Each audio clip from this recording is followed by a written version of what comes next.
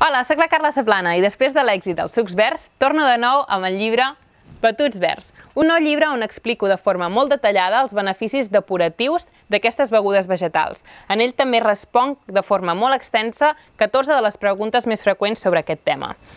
També explico la diferència entre batuts i sucs verds, explico fil per randa com preparar un bon batut verd i trobareu en ell delicioses receptes de batuts verds, també algunes receptes de nous sucs verds, com preparar llets vegetals a casa i com reaprofitar la polpa i la fibra dels sucs verds, un cop els hem elaborat. Receptes i idees molt bones i delicioses. Per si això no fos poc, al final del llibre trobareu un repte de 3 dies a base de sucs i batuts verds.